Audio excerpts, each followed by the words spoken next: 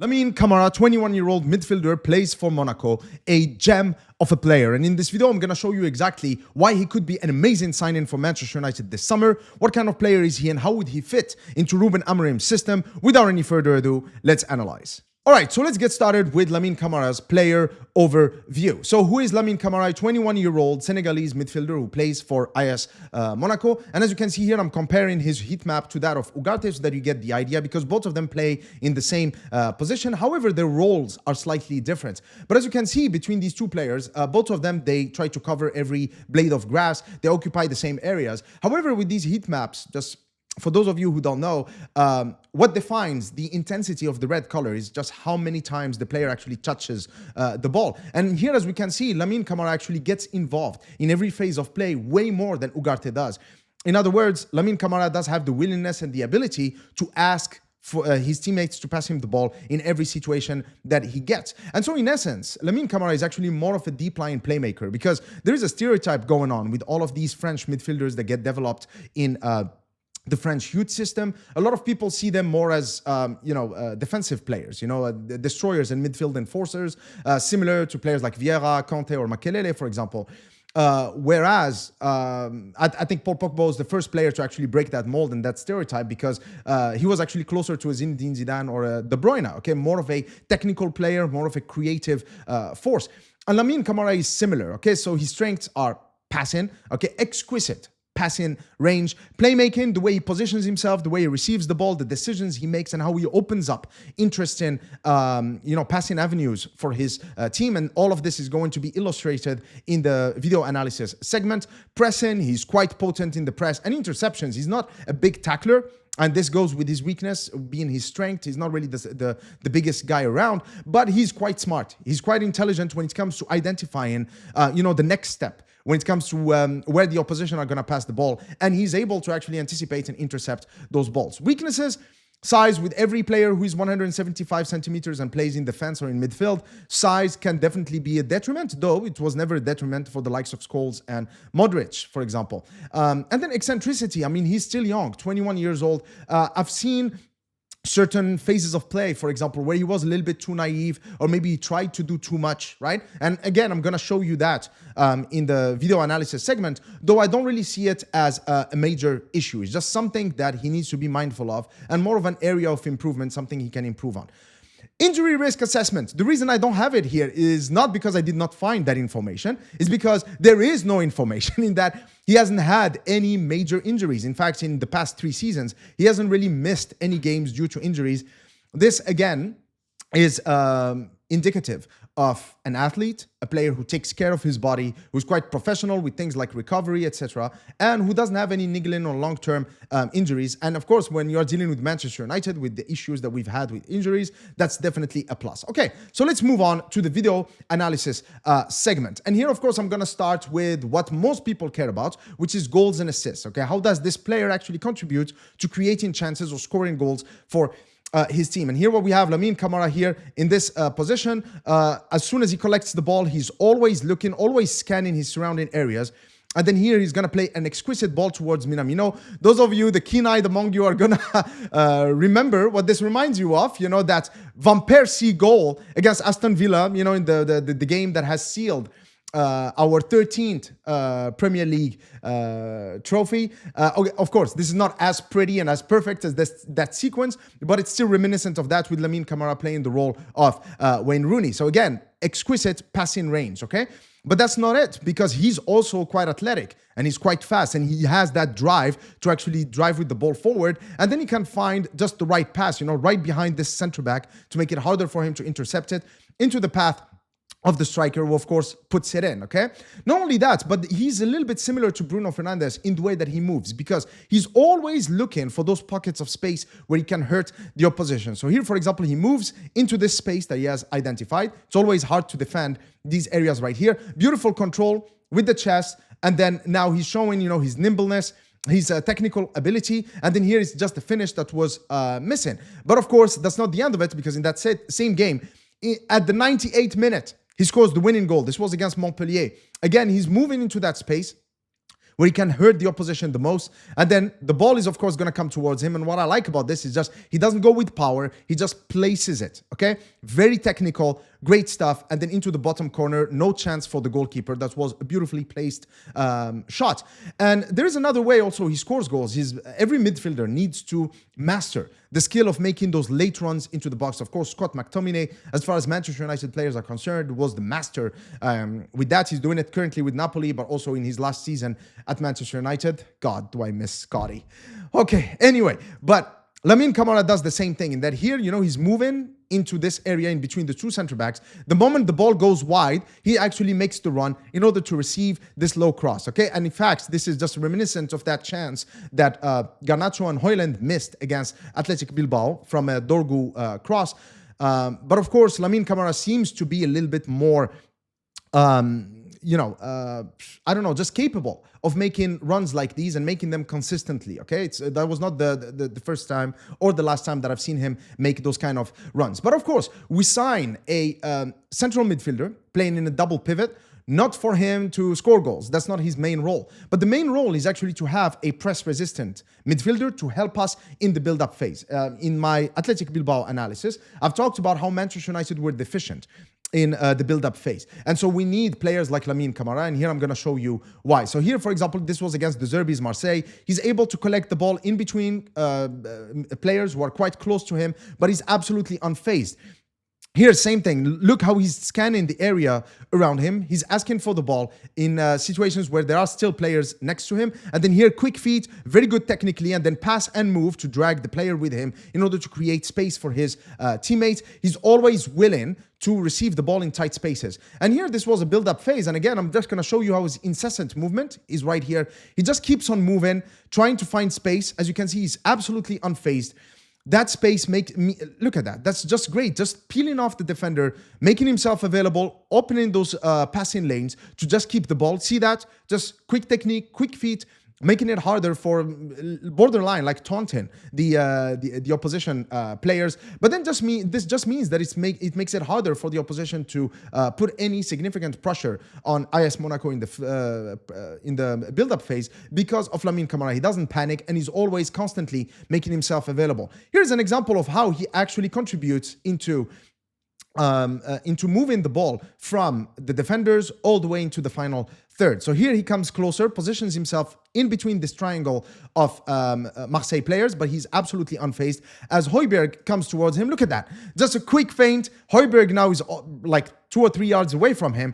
And then now Lamine Camara again is going to show off his exquisite passing range with this beautiful pass into the wide areas. And then quickly we move from defense to AS Monaco being in a situation where the winger can actually attack, where he isolates the winger that can actually attack the defender.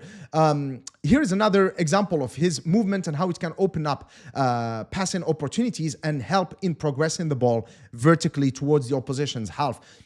Here again, he doesn't look like he's doing much, but he's actually observing and analyzing the movement of his teammates. And then he just tries to find this pocket of space right here and quickly, without thinking. One thing that I like about him, and I'm going to show you plenty of evidence of that, is that Lamine Camara does not wait to receive the ball before he starts thinking about what he's going to do next. This pass, he saw it 1,000 times before he made it.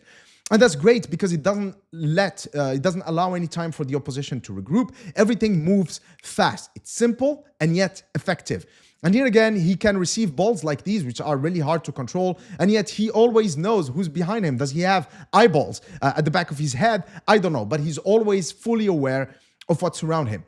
But now let's talk about his defensive contribution. Like I said, he's very good with reading the game, as you can see that, intercepting, protecting those danger zones. But here we're going to see a little bit of how he can press the opposition. Here, obviously, he identifies Højbjerg as the player that he needs to pressurize. He's attacking Højbjerg with intensity. But quickly, as Geronimo Rulli moves towards the right-hand side, Lamine Camara changes he makes a different decision in that he identifies this zone and this corridor right here as the most likely one that Marseille are going to use in order to progress the ball. So what he does is that he comes in and positions himself in a way where he can intercept the ball. And look at this. He intercepts the ball. He doesn't even look. He knows exactly what the next step is. He knows that Akliouche moving into this area. Akliouche did not even need to raise his hand. By the way, what a top player this guy is. And then, of course, Ilyas Ben Saghir, the Moroccan international as well. This Monaco side is extremely talented. But look at what Lamine Camara does. Collects the ball quickly, outside of the foot. He does not hesitate. And look at this ball. Magnificent. Akliou should have scored it. That would have been an amazing assist, okay? But again, this just shows his positional intelligence and just his awareness and vision. Okay, now here's another example of his interceptions and ability to read the game, and here's another example of his intensity in the press. This is actually similar to that sequence that Ugarte did in the lead up to us getting the penalty against Athletic Bilbao. Basically just reading the game, analyzing the moves, trying to anticipate where the opposition are going to pass the ball, and then just attack with intensity, win the ball and win it cleanly. And then this shot, this should have been in. That was actually a beautiful save from Rulli right there. That would have been a wonder goal. And that's just what Lamine Camara is capable of. This game against Benfica in the Champions League, Lamine Camara completely dominated the game. I mean, this was an absolute banger of a performance from him. And here's another thing. He collects the ball. He knows exactly what he's going to do. Progressive balls. Now here, look at the shape. Does this remind you of anything? Well, yeah. Because Monaco, in this game against Benfica, they played with the back three. In fact, you can see their shape here with the three center backs, the two central midfielders right here, and then the two wing backs right there with two forwards in here. So it's kind of like a variation of a 3-4-3 or a 3-5-2 system.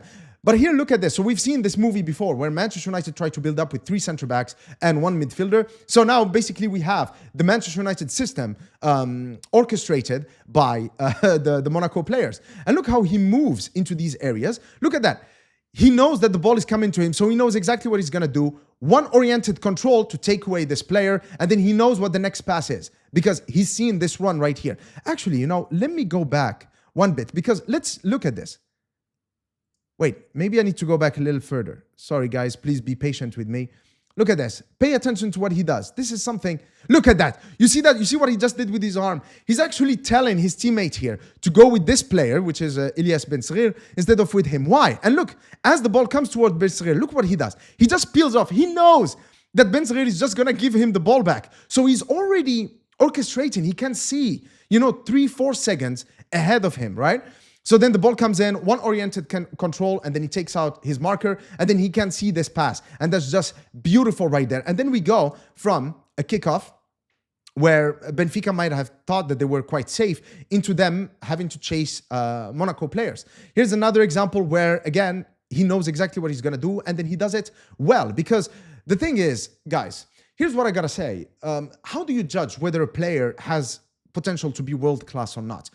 Listen, there are three types of players. The first type is players that just wait until they receive the ball before they think about what they do. Those players are usually limited. Then there is a second type of player, players who know what they're going to do, but they usually have low effectiveness in that they know what they're going to do, but then they don't do it well. And then there is the third kind, which is the Lamine Camara, the category that Lamine Camara belongs to, which is the players who know exactly what they're going to do next and that they execute it to perfection. This is just good stuff from him. Now let's look at more build-up phase shenanigans from him. Again, as you can see, this is Manchester United in the build-up. But look at what's going to happen. So now look how he backtracks in between these two Benfica players, literally positioning himself in this box. How many times have I showed you this in my tactical analysis of Manchester United games? And we struggle with this. Players like Ugarte, even Casemiro, they struggle in these situations because they don't have that, deep line playmaker instinct that Lamine Camara has, that composure that he has. And then now he receives the ball. He's unfazed that there are 6 players around him. And then one pass, and that's it. He just takes out their whole structure and allows Minamino to go towards him. Now let's again talk about his defensive prowess. So he identifies the number 8 from Benfica as a threat. Now look how he knows that the ball is going to come into this area right here. And he prepares himself, positions himself in a way where he can chase the ball and win the duel. And he does. This is actually a great example of him using his strength, even though he's just 175 centimeters tall. But this is great anticipation from him. And here in that same game, he does it again. He identifies this player as the threat. As the ball goes in wide, he knows that the ball is going to go into these half spaces right here. So he's chasing him, and then he's going to win the ball. And again, it's very important that he does it cleanly, to always keep, the momentum in Monaco's favor. That's part of game management. Here is another example where, again, he's man-marked. And by the way, at this time, because I watched this game, Benfica simply gave up on marking Lamine Camara, because it didn't matter how many men they had on him, he was still collecting the ball all the time and orchestrating the play for Monaco. They're marking him, it doesn't matter. Now look at his movement, okay? So first thing is he moves into this space in order to collect the ball. It doesn't matter, press resistance, you're not getting the ball off of my feet, but it's not over. Look at what he does next, okay? So now he moves into this space again to collect the ball, and then look, the Benfica players are like, I'm done with this shit, that's it. And then he can just progress the ball. And he was absolutely instrumental, that linchpin in the midfield that allowed Monaco consistently to progress the ball from defense to attack, and they were able to score 3 goals. However, now this is the time where I need to illustrate, one of the frailties of Lamine Camara as a player, because in this situation right here, any experienced defensive midfielder, any of those that I've mentioned, the Makeleles, the Kantes, but also, Ugarte even, Casemiro, in these situations, Soufiane Amrabat, okay? They would actually really fight for this ball, because there is no way that you can allow this player to actually go through you. What a player... one of those players that I've mentioned, what they would do is literally just go shoulder on shoulder, or even a slide-in tackle, even if it means conceding a foul in this area. But Lamine Camara doesn't do that. Again, he's a little bit naive. But this actually resulted in a very tough situation for Monaco, because what he did next is even more peculiar. And this is an example of that eccentricity. You're in these situations, he's trying to play it cutesy. And this is where maybe the technical player in him, takes the advantage and takes over the defensive player in him. Because in these kind of situations, just clear the ball into Rosie. That is the priority. So he tries to make a man for it with a flying tackle. That was actually a beautiful tackle. But immediately after that, Vanderson over here concedes the penalty. And actually that penalty, because Monaco were 1 goal away from going to the next round in the Champions League. And so that penalty actually made the difference. And so that's definitely an area that Lamine Camara has to improve on. Now let's talk about another area that Lamine Camara is actually quite good at. And it is set pieces. I mean, his delivery is absolutely amazing. By the way, just for context, 4 of his 6 assists in Ligue 1 this year were actual set pieces. 1 from a free kick, 2 from corners. And you can see why. I mean, look at this delivery. He's absolutely great at these like really shallow deliveries that go with pace and power into the near post like this. And Monaco are actually quite good at this. And a reason for that is Lamine Camara's delivery. In fact, the goal that they scored against Aston Villa in the Champions League as they beat them 1-0 also came from a Lamine Camara corner. Again, great cross. As you can see, it's very shallow. It's not a floating ball. It comes with a lot of power. These balls are really hard to defend against. All right, so what am I trying to say with this video? Am I saying that Lamine Camara should definitely be our priority this summer? No, of course not. In fact, I think I have like 7 or 8 central midfield targets lined up. By the way, I'm going to be posting videos like these every 2 or 3 days. So please make sure that you subscribe to the channel and activate the notification bell. But I think that Lamine Camara is really talented. He's an extremely exciting player, but more importantly, he actually fills a gap in our squad, because we currently lack a press-resistant midfielder who is technically at ease and who is quite comfortable in the build-up phase. And that's what Lamine Camara is. So I think that he should definitely be in our consideration this summer. What do you guys think about Lamine Camara? Would you like to see him in a Manchester United shirt? Please let me know your thoughts in the comment section below. Until next time, cheers.